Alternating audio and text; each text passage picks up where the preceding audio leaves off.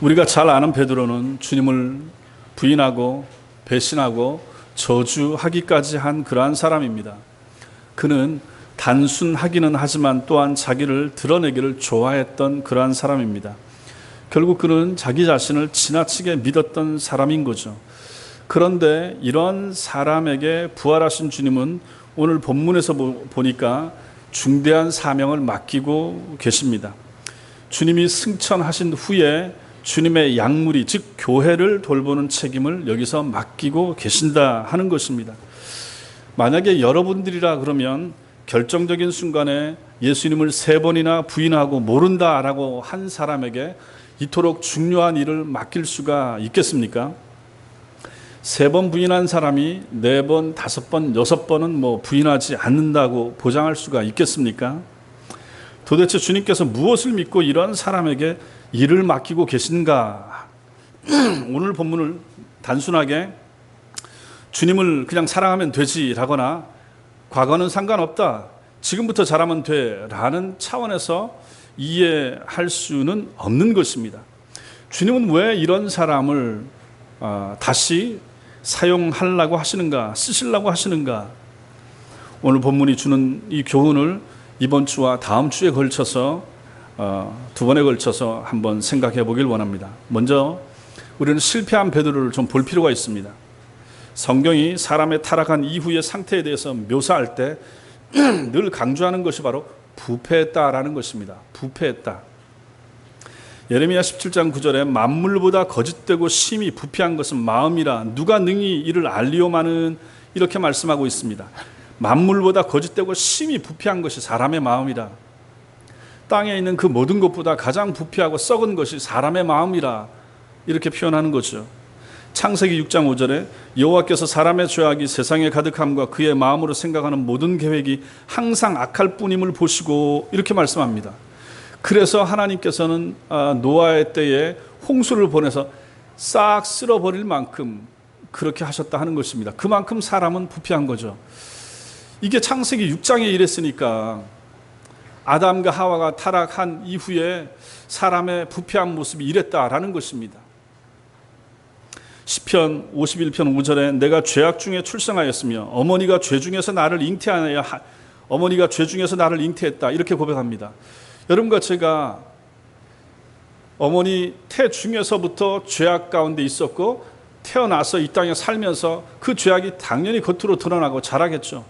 우리 사람을 바라보는 성경의 관점은 늘 이렇더라 하는 것입니다. 전부 다 죄인이라 하는 거죠.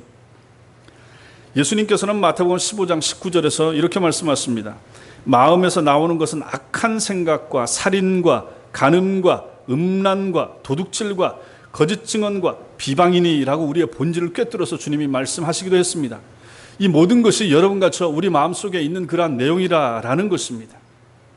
성경은 이렇게 가르치지만 중요한 것은 우리들 자신은 어떻게 생각하는가, 우리 자신에 대해서, 우리들 자신은 우리의 부패함에 대해서 이처럼 심각하게 생각하지 못한다라고 하는 것이 이게 문제가 되는 것입니다. 신앙생활을 하면서 여러분과 제가 늘 넘어지는 지점, 넘어지는 원인 가운데 하나가 바로 이것, 자기의 부패함의 깊이를 모른다라고 하는 것입니다. 내가 얼마나 부패했는가, 내가 얼마나 더러운가, 내가 얼마나 추한가. 겉에 있는 모습만 보고 아니면 화장한 모습만 보고 속에 있는 썩고 더럽고 추한 모습은 잘 안 보려고 하고 잘 인정을 안 하려고 한다라는 것이 문제라는 것입니다. 신앙생활을 하면서 교회 나오면서 우리 자신의 모습을 적나라하게 좀 바라볼 수가 있어야 되는데 그것을 잘 못 보고 안 보려고 한다 하는 것입니다. 이 정도면 됐다, 나만큼만 해도 괜찮다라는 생각이 우리에게 있을 수 있다라는 것입니다. 그래서 잠언서 28장 26절은 자기의 마음을 믿는 자는 미련한 자요, 이렇게 말씀한 것입니다. 그래서 자기의 마음을 믿는 자는 미련한 자다. 여러분과 저도 마찬가지입니다. 자기 자신을 믿고 내 마음을 믿고 내가 주님 열심히 하겠습니다, 날 좀 믿어주세요, 이거 어리석은 거다, 미련한 거라 하는 것입니다. 세상은 자기를 믿고 자기를 증명하는 자들을 똑똑하다고 세상에서 그렇게 말합니다. 당당한 사람이라고 하고. 그렇지만은 하나님은 그들이야말로 미련한 자들이라고 이렇게 평가를 하시는 것이죠. 자기 자신을 믿는 사람들을 미련하다라고 말입니다. 이것을 우리는 베드로 안에서 발견하게 되는 것입니다. 우리는 주님께서 십자가를 지시기 전에 제자들과 함께 말씀하실 때 요한복음 13장 37절에서 베드로가 주여 내가 지금은 어찌하여 따라갈 수 없나이까 주를 위해서 내 목숨을 버리겠나이다 이렇게 말한 적이 있습니다. 그럴 때 주님은 이렇게 말하는 베드로에게 그 밤 닭 울기 전에 네가 3번 나를 부인할 것이라 이렇게 말씀하셨습니다. 그리고는 일어나 감람산으로 가실 때 주님께서는 마태복음 26장 31절에서 오늘 밤에 너희가 다 나를 버리리라 이렇게 말씀하십니다. 잡힐 때 군병들이 와서 잡힐 때 다 도망가잖아요. 이걸 예수님께서 아시고 이렇게 될 것이라 말씀하십니다. 이랬을 때 베드로가 뭐라고 그럽니까? 기다렸다는 듯이 마태복음 26장 33절에서 모두 주를 버릴지라도 나는 결코 버리지 않겠나이다. 다른 제자 11명 다 도망쳐도 나는 마지막까지 주님 안 버릴 겁니다 라고 호언장담하고 있는 베드로의 모습을 우리는 거기서 보는 것입니다.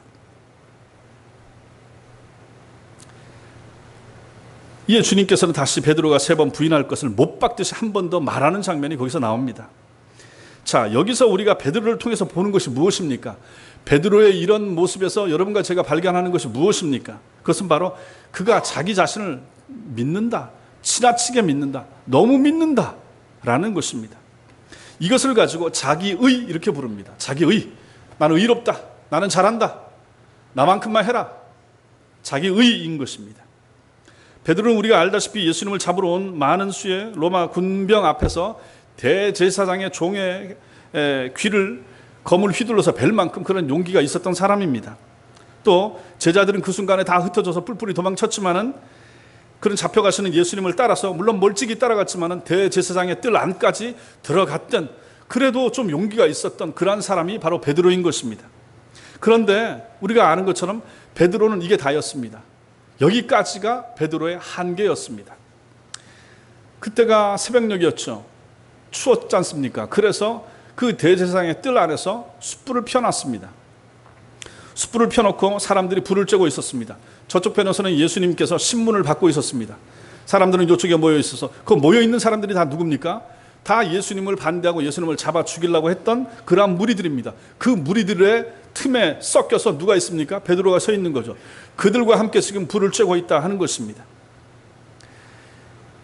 대제사장 집에 종들이 묻습니다. 그랬더니 베드로가 신문당하는 예수님을 보면서 두려웠던 모양입니다. 그래서 순간적으로 예수님을 부인했습니다. 처음 부인한 거죠. 그저 갑자기 당황해서 그렇게 답을 한 것이 아니었습니다. 왜냐하면 똑같은 부인하는 것을 그 뒤에도 2번이나 더 했기 때문에 그런 것입니다. 그것도 더 분명하고 더 확실하고 나중에는 저주하면서까지 부인했습니다. 그런데 그 3번째 부인했을 때는 예수님과 눈이 딱 마주치는 것을 성경이 기록을 하고 있습니다. 그때 베드로의 마음이 어떠했겠습니까? 그는 자신을 믿었던 만큼 놀랐을 것이고 낙심에 사로잡혔을 것입니다. 그래서 그는 즉시 밖으로 나가서 심히 크게 통곡했다라고 성경이 기록하고 있습니다. 이게 자기 자신의 모습이었던 거죠. 이렇게 자기를 믿고 자기를 드러내고자 하는 사람, 즉 자기 자신의 부패의 깊이를 알지 못하는 사람은 실패를 경험하게 될 때, 자기 자신에 대해서 실망스러운 사건을 경험하게 될 때 많이 놀라고 낙심에 빠지게 되는 거죠. 자기를 믿었던 만큼 내가 이 정도밖에 안 되는가, 얼마나 크게 낙심하게 되겠습니까? 베드로가 이랬다 하는 것입니다. 성경이 베드로에 관한 이런 이야기를 자세히 써놓은 이유가 무엇일까요? 왜 베드로의 기질, 베드로의 성품, 베드로의 실패에 관한 이 이야기를 마태, 마가, 누가, 요한복음 4복음서에 모두 다 기록하고 있는 것일까요? 그것은 우리가 하나님을 섬기는 것은 육신으로 할 수 있는 부분이 아니라 하는 것을 가르쳐 주기 위함이라 우리는 그렇게 볼 수가 있습니다. 육신을 가지고, 육신의 힘 가지고, 내 마음 가지고, 내 자신의 열심만 가지고, 지금 순간의 열정만 가지고 주님을 섬길 수 있는 부분이 아닌 것을 이 베드로를 통해서 알려주시기 위해서 이것을 다 기록하고 있다, 이렇게 볼 수가 있는 것입니다. 여기서 육신이라고 하는 것은 하나님의 은혜가 미치지 않은 자연인으로서의 인간의 본성과 능력을 말하는 것입니다. 하나님의 은혜가 미치지 않은 인간의 본성은 전체가 부패한 죄성 그 자체가 되는 것입니다. 자신을 높이고 자아가 인정을 받아야만 되겠다라는 마음이고 본능이며 의지입니다. 이것이 모든 사람들에게 있습니다. 베드로가 자기 목숨이라도 내놓을 준비가 되어 있다라고 호언장담한 것은 자기 의에 그칠 뿐입니다. 그러나 자기 의로는 하나님을 온전히 섬길 수가 없는 것입니다. 내 힘과 내 열심 가지고 하나님을 섬길 수가 없고 내 노력만 가지고 하나님의 일을 감당하지 못한다라고 하는 것을 우리는 여기서 실패한 베드로의 모습을 통해서 본다라는 것입니다. 그러므로 여러분과 저도 이 장면에서 생각해야 된다 하는 얘기입니다. 내 의지, 내 힘, 내 능력 이것만 가지고 하나님의 일을 할 수가 없다. 이거 가지고 내 신앙생활을 끝까지 해나가는 것은 어렵다라는 것을 아셔야 된다 하는 것입니다. 주님께서 가혹해 보일이 많지 그를 다른 제자들 앞에서 공개 망신을 주시는 이유가 바로 이것입니다. 우리의 죄성으로부터 흘러나오는 그런 자기 의에 대한 확신을 그렇게 철저하게 깨부셔주지 않는다면 그것은 좀채 잘 깨어지지 않기 때문에 그렇다라는 것입니다. 그것을 주님께서 아셨기 때문에 베드로를 이렇게 밑바닥까지 내려가도록 주님이 하고 계시다라는 것입니다. 바울은 로마서 8장 5절부터 7절까지 해서 이렇게 말합니다. 육신을 따르는 자는 육신의 일을, 영을 따르는 자는 영의 일을 생각하나니 육신의 생각은 사망이요 영의 생각은 생명과 평안이라. 육신의 생각은 하나님과 원수가 되나니 이는 하나님의 법에 굴복하지 아니할 뿐 아니라 할 수도 없습니다. 육신에 있는 자들은 하나님을 기쁘시게 할 수 없느니라 라고 분명하게 말하고 있습니다. 육신과 영에 속한 것을 이렇게 명확하게 대비해서 우리에게 보여주고 있는 것입니다. 여러분과 제가 가야 될 길도 그래서 분명하다 하는 것입니다. 육신을 따르는 것이 아니고 영의 생각, 성령에 사로잡혀서 우리가 하나님의 일을 하고 하나님이 기뻐하시는 길로 나가야지 내 육신의 힘과 능력과 내가 생각하는 바, 내 마음에 있는 것 그것만 가지고 하나님을 섬기려고 하면 그것은 실패하기 딱 좋다라는 것입니다. 여러분들은 여러분 자신의 부패의 깊이를 보신 적이 있습니까? 내가 얼마나 추한지, 내가 얼마나 모자란지, 내가 예수 믿은 지 10년, 20년, 30년이 된다 할지라도 내 속에 얼마나 추하고 더러운 것이 아직도 많은지의 모습을 보신 적이 있으십니까? 그 모습을 보면서 놀란 적이 있으십니까? 내 속에 아직도 이렇게 사악한 마음이 이렇게 숨어 있구나 하는 것을 혹시 보신 적 있으십니까? 그런 것을 보실 수 있어야 되는 것입니다. 세례받고 직분을 맡아서 교회에서 중요한 일을 감당해서 20년, 30년 됐노라고 해서 내가 바르게 신앙생활을 잘 하고 있노라라고 착각하시면 안 된다라는 것입니다. 그런 일을 하면서도 순간순간 우리는 우리 속에 부패한 것 때문에 하나님이 원치 않는 방향으로 갈 수도 있는 사람이라 하는 것을 아셔야 된다 하는 것입니다. 이것이 바로 베드로의 모습에서 발견하게 되는 우리 자신의 모습이기 때문에 그런 것입니다. 베드로처럼 통곡할 만큼 서글프게 자신의 부패를 깨달아 보시는 것이 필요하다 하는 것입니다. 자신의 깨끗함, 자신만만함이 처참하게 무너져 본 사람이 제대로 주님을 섬길 수도 있다 하는 것입니다. 아니면 여전히 예전에 베드로와 같은 수준으로 주님을 잘 따르고 있다 이렇게 착각하고 있는 사람들이 이 시대의 교회 안에 이런 신자들이 많다라는 것입니다. 자기 힘과 자기 의와 자기 열심만 가지고 주님을 따라가려고 하고 그것을 가지고 잘하고 있는 것처럼 믿고 있는 사람들이 많은데 그것은 옳지 못하다. 이것을 오늘 이 베드로의 모습에서 보게 되는 것입니다. 실패한 베드로입니다. 두 번째로 우리는 회복되는 베드로의 모습을 오늘 말씀을 통해서 보게 됩니다. 사람이 큰 실패를 경험했다고 해서 그것이 곧 주님이 사용하시는 합당한 조건이 되는 것은 아닙니다. 주님께서 실패로부터 일으켜주시는 회복의 은혜를 경험해야 그 사람이 하나님이 쓰시기에 합당한 사람이 되는 것입니다. 실패를 경험하지 않는 인생은 없습니다. 없다 그러면 그것은 축복이 아니라 저주일 것입니다. 나이가 어리든지 나이가 많이 드셨든지 실패 안 해본 사람이 어디 있겠습니까? 다 실패가 있죠. 그럼 문제는 실패한 경험이 아니라 그 실패로부터 주님께서 우리를 일으켜주시는 회복의 은혜를 경험했는가 하는 것이 중요한 것이 되는 것입니다. 실패했어도 그 실패를 통해서 하나님이 만져주시고 회복시켜주시고 다시 일어날 수 있는 힘을 주신 것이 내게 경험이 있는가 그게 중요하다 하는 것입니다. 그것을 오늘 우리는 이 말씀 가운데서 보게 되는 것입니다. 오늘 본문 속에서 내가 나를 사랑하느냐 주님이 3번 물으십니다. 15절 말씀 같이 읽겠습니다. 15절 시작. 그들이 조밥 먹은 후에 예수께서 시몬 베드로에게 이르시되 요한의 아들 시몬아 내가 이 사람들보다 나를 더 사랑하느냐 하시니 이르되 주님 그러하니이다. 내가 주님을 사랑하는 줄 주님께서 아시나이다. 이르시되 내 어린 양을 먹이라 하시고 예수님께서 제자들이 물고기 잡다가 실패한 그러한 해변에 오셔서 우리가 지난주에 말씀 본 것처럼 그물을 배 오른편에 던지라 해서 그물을 던졌더니 그 밤새 고기 잡아야 했지만 한 마리도 잡지 못했던 그 사람들이 153마리나 되는 많은 고기를 잡았습니다. 그리고 그들이 무트로 올라오고 베드로는 헤엄쳐서 올라오고 그들 앞에 우리 주님이 계십니다. 숯불을 피워놓고 계시고 그 숯불 위에 생선과 고기를 구우셔서 준비하고 계시다가 이 조반을 먹으라라고 하시면서 그들을 먹이십니다. 그리고 와서 주님께서 처음으로 하신 말씀이 이제 다른 제자들도 있지만 베드로를 향해서 말씀하십니다. 시몬 베드로에게 말씀하시는데 요한의 아들 시몬아 내가 이 사람들보다 나를 더 사랑하느냐라고 하시면서 이 말씀을 3번이나 반복해서 말씀하시는 것입니다. 실패했던 그러한 베드로를 주님께서 회복시키시는 데 있어서 주님이 물으시는 첫 번째 질문이 내가 나를 사랑하느냐라는 것을 물으셨다라는 것입니다. 3번 반복해서 던지십니다. 헬라어에 여러분들이 들어보셨겠지만은 사랑을 의미하는 단어가 여럿이 있습니다.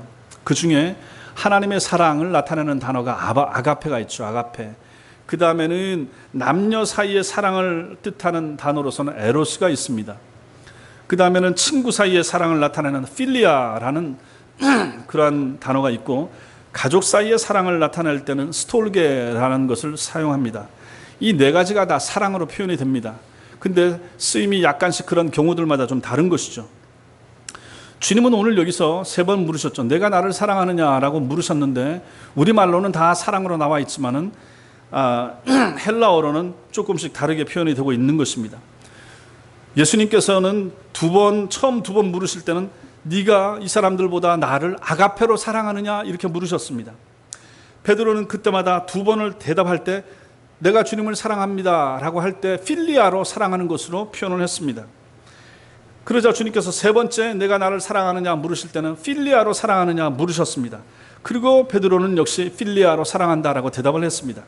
이에 대해서 아가페로 물으신 것과 필리아로 사랑합니다라고 대답한 것을 가지고 그 의미를 다르게 해석해 보려고 하는 그러한 설교자들이 있습니다만 저는 여기서 아가페와 필리아의 구분은 여기서는 의미가 없다라고 하는 주장을 받아들입니다.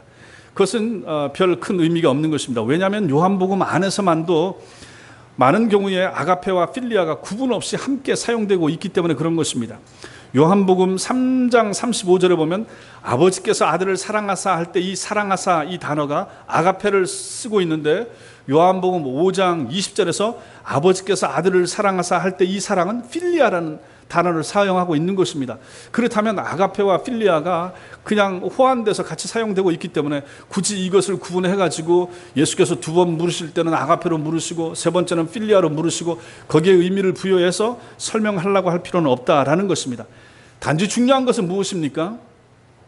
3번 물으신 질문에서 어떤 단어가 사용되었는가 하는 것보다 중요한 것은 이 질문이 3번이나 반복됐다라고 하는 것이 중요한 것입니다. 내가 나를 사랑하느냐 3번을 예수께서 베드로에게 물으셨다 하는 그 자체가 중요하고 의미가 있는 것입니다. 주님께서 자신을 향한 베드로의 사랑을 확증하심으로써 그를 예수께서 가져오신 하나님 나라를 확장시키는 일의 사도로서 사용하시기 원하셨기 때문에 정말로 필요한 질문을 물으셨는데 그것이 바로 네가 나를 사랑하느냐라고 물으셨다라는 것입니다. 하나님의 일을 맡아서 앞으로 사도인 이 베드로가 감당해야 될 일이 얼마나 많은가. 사도행전에 그 다음에 펼쳐질 그 모든 일들, 그 다음에 예수님의 11명의 나머지 제자들, 바울을 포함한 하나님의 제자들에게서 이 하나님 나라의 확장을 위해서, 교회의 확장을 위해서 이들이 감당하는 이 일에 있어서 가장 중요한 요소가 무엇인가? 은사, 성령 충만, 무슨 기적, 이것이 아니고 그 하나님의 일을 감당할 하나님의 사람들 마음속에 가장 중요한 것은 바로 예수를 진정으로 사랑하느냐 하는 것이 가장 중요한 요소가 됐다라는 것입니다. 그래서 주님께서 주님을 향한 사랑, 이것이 가장 중요했기 때문에 네가 나를 사랑하느냐, 네가 나를 사랑하느냐, 네가 나를 사랑하느냐라고 3번을 물으셨고 베드로는 그것을 3번을 다 그렇게 대답했다라는 것입니다. 15절에서 주님께서 처음 질문을 하실 때 내가 이 사람들보다 나를 더 사랑하느냐라고 물으셨는데 이 질문은 문법적으로 3가지 해석이 가능합니다. 첫째로는 이 사람들, 즉 친구들을 사랑하는 것보다 나를 더 사랑하느냐, 네가 여기 있는 친구들, 네 고기잡이 같이 하는 이 친구들 사랑하지, 이 사람들을 사랑하는 것보다 나 예수를 더 사랑하느냐, 이렇게 물은 걸로 볼 수 있습니다. 둘째로는 사람들이 아니라 이것들, 즉 배, 그물, 네 재산, 이것들, 이전의 직업, 이것들을 사랑하는 것보다 나를 더 사랑하느냐, 이렇게 물으신 것으로 볼 수 있습니다. 마지막으로는 이 사람들이 나를 사랑하는 것보다 너는 나를 더 사랑하느냐, 이렇게도 볼 수가 있는 것입니다. 여기 있는 제자들이 예수님 사랑하죠. 이들이 나를 사랑하는 것보다 베드로 네가 나를 더 사랑하느냐, 이렇게 물은 것으로 볼 수가 있다 하는 것입니다. 문법적으로 다 가능한 해석이지만은 베드로의 기질과 베드로 성격에 비추어 볼 때 주님은 세 번째 의미로 말씀하셨을 가능성이 많다라고 그렇게 볼 수가 있는 것입니다. 왜냐하면 베드로는 언제나 다른 사람들과 자신을 비교하면서 말하곤 했기 때문입니다. 그래서 주님이 그렇게 물으신 거죠. 그러나 이것을 묶어서 내가 이 사람들을 사랑하는 것보다 나를 더 사랑하느냐라고 물어도 되고, 내가 배와 그물과 같은 재산들보다 나를 더 사랑하느냐라고 물어도 괜찮은 것입니다. 결국 문제는 뭡니까? 사랑하느냐, 이게 중요한 거죠. 네가 정말 사랑하느냐? 네가 정말 나 예수를 사랑하느냐? 세상에 있는 것들보다 나를 사랑하느냐? 세상에 있는 재물보다, 재산보다 나를 사랑하느냐? 세상에 있는 소중하고 귀중한 것보다 나를 더 사랑하느냐라고 예수께서 물으시고 계시다라는 것입니다. 여러분들은 이 세상보다 주님을 더 사랑하십니까? 여러분들은 여러분들이 소중하게 여기는 것들보다 주님을 정말로 더 사랑하고 계십니까? 그렇게 더 사랑하실 마음이 있으십니까? 우리 주님께서는 가혹하리만큼 이것을 요구하십니다.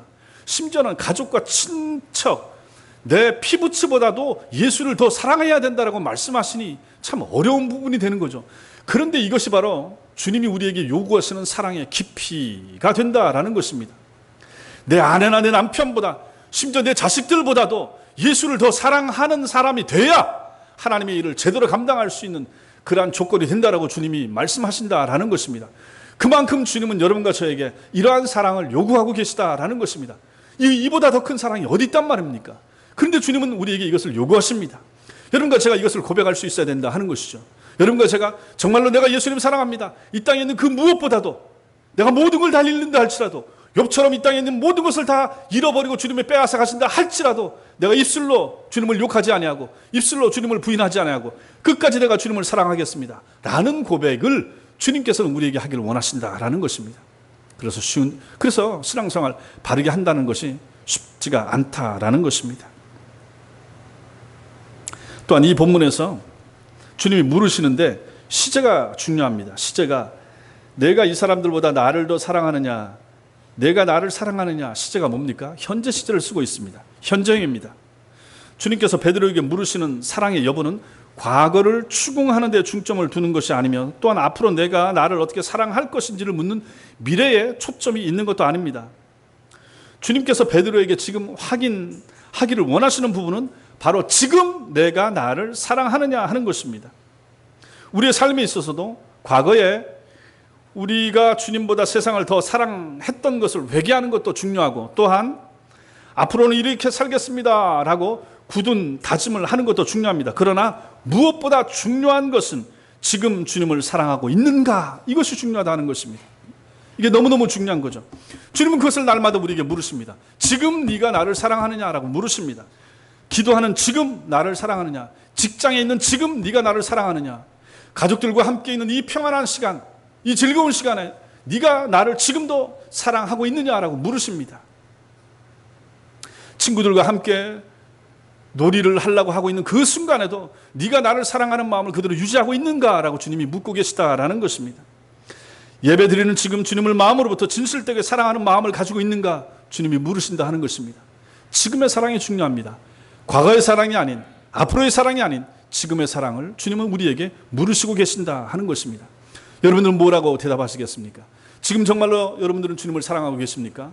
지금 그 사랑하는 마음 가지고 여기 앉아 계십니까?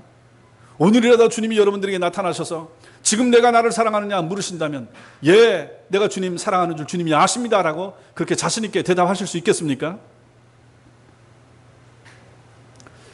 또 하나 우리가 여기서 볼 수 있는 것은 주님께서 아시나이다 이렇게 대답한 것입니다.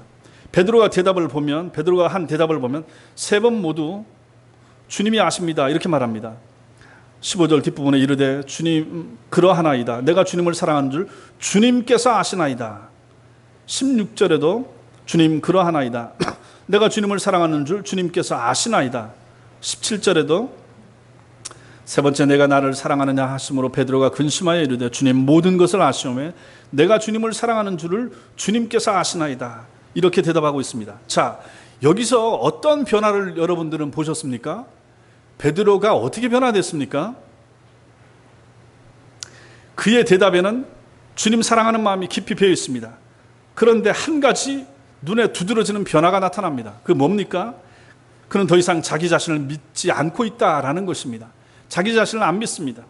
예전 같으면 그의 대답이 뭐 어떻게 했겠습니까?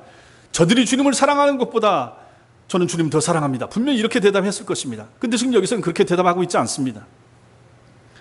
그는 더 이상 그렇게 대답하지 않습니다. 이제 자기 자신을 안 믿는 겁니다. 못 믿는 겁니다.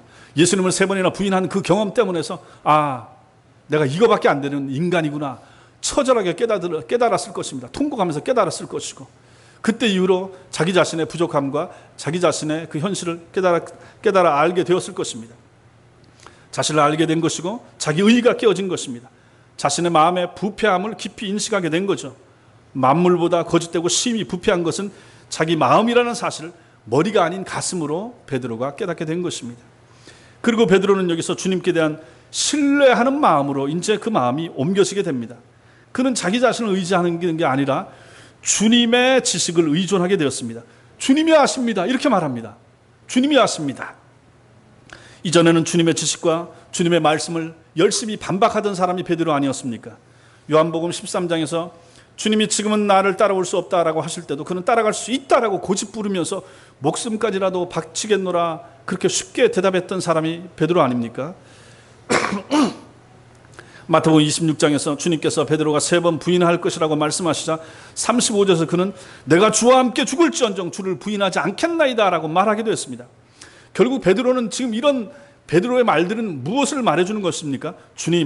주님보다 내가 나를 더 잘 압니다. 걱정하지 마세요. 다른 사람 다 버리고 해도 걱정하지 마세요. 전 끝까지 주님 편에 나와 있을 겁니다 라고 말했던 사람이 바로 베드로라는 것입니다. 그러던 베드로가 이제 더 이상 그렇게 말하지 않고 있습니다. 이제는 자기 안에 있는 생각, 감정에 대한 주님의 지식에 자기 자신을 내려놓고 있는 베드로의 모습을 여기서 보게 되는 것입니다. 주님께서 아십니다. 제 마음의 모든 것을, 그리고 제가 주님을 사랑하는 것을 주님께서 아십니다. 주님, 저는 그것으로 충분합니다. 이렇게 겸손하게 바뀐 그러한 베드로의 모습을 우린 베드로가 하는 답변 가운데서 발견하게 되는 것입니다. 베드로는 자기 힘으로 주님을 따를 수 없다라고 하는 것을 그 앞에 그의 실패한 과정을 통해서 깨달았던 것입니다. 비참한 실패를 통해서 처절하게 배웠던 거죠. 그리고 주님께서 주시는 능력이 아닌 자기 의지력을 의지해서 사는 것이 얼마나 공허한 것인가를 그는 깨달았던 것입니다. 베드로처럼 여러분과 저도 충분히 넘어질 수 있는 가능성이 많은 사람들이 여러분과 저입니다. 이런 실패를 겪을 때 사람들의 자아는 산산조각이 나는 거죠. 자기 의가 무너집니다. 그런데 이것이 은혜입니다. 우리는 어떤 방식으로든지 이런 실패를, 이런 부끄러움을 겪지 않으려고 애쓰고 매달리지만 사실은 그 넘어짐, 그것이 바로 은혜라는 사실을 아실 필요가 있습니다. 우리가 하나님 앞에서 넘어지고 깨지는 것, 그것이 실제로는 은혜가 되는 거죠. 넘어지는 것이 끝이 아니라 도리어 시작인 것입니다. 그때야 비로소 우리는 베드로처럼 말하게 될 것입니다. 주님이 아십니다. 그렇게 말하게 될 것입니다. 내가, 나의 힘, 이런 것이 이제는 빠지게 된다 하는 것입니다. 여러분과 제가 마찬가지입니다. 나를 의지하지 마십시오. 여러분 자신을 믿지 마시라 하는 얘기입니다. 주님 앞에서 그런 부분을 가지고 주님의 일을 하겠노라라고 애쓰지 마시라라는 얘기입니다. 그렇게 처절하게 실패했던 사람이 베드로고 그의 모습을 우리가 여기서 보지 않습니까? 나를 믿지 마시라. 내 자신의 믿음과 내 신앙의 열심, 내가 앞으로 주를 위해서 이걸 하겠습니다. 저걸 하겠습니다. 믿지 마시라 하는 얘기입니다. 그랬다가 넘어지고 실패하고 그랬다가 그 말 지키지 못했던 경우가 얼마나 많습니까? 그것이 바로 우리 자신의 현실이고 우리의 모습이라는 것입니다. 주님은 베드로에게 이렇게 말씀하신 적이 있습니다. 누가복음 22장에서 사단이 제자들을 체질, 즉 흔들어 보겠다라고 주님께 요청을 했습니다. 이게 무슨 말이냐면 사단이 예수님 제자들 한번 흔들어 보겠습니다. 시험해 보겠습니다 라고 요청했던 적이 있습니다. 이것이 어디서 나옵니까? 욥기서에도 나오죠. 욥기서에도 사단이 하나님 앞에서 내 종 욥이 의롭다라고 하니까 내가 욥을 한번 시험해 보겠습니다. 하나님이 복 주니까 욥이 저렇게 잘 믿지. 한번 시험 한번 해보면 욥의 신앙이 드러날 것입니다. 그랬더니 하나님 뭐라 그럽니까? 시험해봐라. 생명만 건드리지 말고 다 해봐라. 이렇게 허락하신 적이 있지 않습니까? 누가복음 22장에서 이것과 비슷한 장면이 나옵니다. 사단이 예수님께 와서 제자들을 키질 한번 해보겠습니다 라고 했을 때 주님께서 해봐라. 주님이 허락했습니다. 누가복음 22장 32절에서 그때 주님이 이렇게 말씀하십니다. 그러나 내가 너를 위하여 내 믿음이 떨어지지 않기를 기도하였노니 너는 돌이킨 후에 내 형제를 굳게 하라 라고 특별히 베드로에게 이렇게 말씀하신 장면이 나옵니다. 내가 너를 위하여 내 믿음이 떨어지지 않기를 기도했다. 사단이 너를 흔들 텐데 그럼에도 불구하고 내 믿음이 떨어지지 않는다. 그것은 내가 너를 위해서 기도했기 때문이라. 그리고 너는 이제 돌이킬 것이고 돌이킨 후에 너는 너 형제들을 돌봐라. 너 위에 세워질 그 교회를 잘 돌봐라. 주님이 이렇게 말씀하시는 장면이 나온다라는 것입니다. 주님의 기도가 베드로의 영원한 안전을 지켜 주었다라는 것입니다. 주님의 기도하심, 주님의 기도가 지금 하나님 보호자 우편에 계신 주님이 기도하시는 그 내용, 또 성령께서 기도하시는 그 내용들이 우리를 붙잡고 계시다 하는 것입니다. 여러분과 제가 믿음 생활 바르게 하고 안전하게 하고 지금 이렇게 건실하게 할 수 있는 것도 예수께서 기도하시고 성령께서 우리의 믿음을 위해서 기도하게 계시기 때문에 그것이 가능하다 하는 것을 이 말씀을 통해서 확인하게 되는 것입니다. 사랑하는 성도 여러분, 우리는 요한복음의 이 마지막 장에서 주님께서 사랑하시던 제자 베드로가 회복되는 장면을 보고 있습니다. 이것은 참 놀랍고도 감사한 장면입니다. 요한복음 21장 속 베드로의 자리에 우리 자신을 대입시키면 그대로 우리 자신에게도 적용이 될 수 있기 때문에 이 말씀이 참 귀중한 것입니다. 베드로의 실패는 여러분과 저의 실패입니다. 베드로의 회복은 또한 여러분과 저의 회복이 되기 때문에 이것은 참 감사한 것이라는 것입니다. 우리 중에 누가 베드로처럼 실패하지 않은 사람이 있습니까? 우리 중에 누가 베드로처럼 주님을 입술로 아니고 몸이나 삶으로 주님을 부인하지 않은 사람이 누가 있습니까? 많은 경우에 그런 경험이 있지 않습니까? 그러한 우리에게도 회복이 필요하지 않습니까? 그것을 우리는 이 말씀을 통해서 본다라는 것입니다. 우리도 예전에 나의 힘, 나의 능력, 나의 물질, 나의 지식을 가지고 교회 일을 감당하고 주님의 일을 하겠노라 했던 적이 분명히 있었으며 그러다가 상처 주고 상처받고 또 넘어지고 울기도 했던 그런 순간들이 있었기 때문에 그런 것입니다. 예수를 믿는 일은 육신에 속한 일이 아닌 영에 속한 일이라 하는 것을 여러분들이 정확히 아실 필요가 있습니다. 내 힘과 내 의지와 내 능력과 내 힘과 내 돈 가지고 교회 일을 할 수 없다라는 것을 여러분들이 다시 한번 아실 필요가 있다 하는 것입니다. 내가 깨어지고 낮아지고 겸손해진 바로 그 자리에서 주님께서는 당신의 일을 시작하시는 분이시라 하는 사실을 믿으시기 바랍니다. 이렇게 주님의 일을 감당해야 될 우리에게 가장 필요한 것이 무엇입니까? 오늘 말씀에서 나타난 가장 중요한 개념이 또 무엇입니까? 그것은 바로 주님을 진심으로 사랑하는 것입니다. 주님께서 베드로에게 나타나셔서 그를 회복시켜 주시면서 그에게 물으셨던 것이 바로 이것입니다. 내가 나를 사랑하느냐? 내가 나를 사랑하느냐? 내가 나를 사랑하느냐? 이 세 번의 물음, 이 세 번의 질문, 이 세 번의 답변을 듣고자 하심, 이것이 중요하다는 것입니다. 주님 사랑하는 마음, 예수 사랑이 기초가 되지 않은 모든 교회 안의 일은 오히려 시험의 도구가 될 수 있는 것을 우리는 교회 생활을 하면서 많이 경험하셨을 것입니다. 주님을 뜨겁게 사랑하지 않는 사람이 교회의 직분자가 되었을 때 일어나는 교회 안의 분란들을 우리는 많이 보고 들어왔습니다. 또 주님을 사랑하지 않는 사람이 목회자가 되면 그는 양의 것을 빼앗고 양을 잡아먹는 늑대가 되고 마는 것도 우리도 우리 주변에 있는 일들을 통해서 잘 알고 또 보아왔습니다. 그러므로 중요한 것이 무엇입니까? 주님을 사랑하는 것입니다. 예수 사랑하는 것입니다. 교회 나오는 사람들 전부 다 예수 사랑한다고 하죠. 그러나 피상적인 사랑 말고요, 진심으로 하는 사랑 말하는 것입니다. 베드로처럼 그냥 혈기왕성했을 때 내가 사랑합니다, 죽기까지 사랑합니다, 끝까지 배신하지 않겠습니다, 내가 끝까지 따라가겠습니다, 이런 말 말고요, 변화된 이 해변가에서 주님을 만나고 고분고분해진 그러한 베드로의 그러한 고백이 필요하다는 것입니다. 내가 주님을 사랑하는 줄 주님이 아십니다라고 고백할 수 있는 그러한 사랑과 그러한 믿음이 여러분과 저에게 필요하다는 것입니다. 이 사랑이 필요한 거죠. 드러내지 않는 사랑, 과시하지 않는 사랑, 자랑하지 않는 사랑, 겸손한 사랑, 낮아진 사랑, 주님 앞에 주님의 지식 위에 자기의 사랑을 얹어놓을 수 있는 그러한 사랑, 그 겸손한 사랑이 여러분과 저에게 필요하다 하는 것입니다. 겉으로만 큰 소리치면서 예수 믿노라고 크게 일을 하려고 하는 그런 것이 아닌 겸손하게 조용하게 뒤에서 드러나지 않게 그러나 온 마음과 정성을 다해서 주님을 사랑하는 마음을 가지고 일하고자 하는 그러한 사랑들이 필요하고 그러한 믿음 가진 성도들이 필요하다 하는 것입니다. 주님을 사랑하시기 바랍니다. 세상에서 우리가 아끼고 사랑하는 대상들보다 우리 주님을 당연히 더욱 사랑하시는 여러분들이 되시길 바랍니다. 나를 내려놓고 나보다 나를 더 잘 아시는 주님께 나 자신을 드리면서 주님의 일을 감당하시는 그러한 사람들이 되시길 바랍니다. 이러한 은혜가, 이렇게 주님을 사랑하는 은혜가 주님의 지식 위에 주님을 사랑하는 마음을 온전히 올 수 있는 이러한 겸손한 사랑을 가진 그러한 성도들이 다 되시기를 주님의 이름으로 축원합니다. 기도하겠습니다.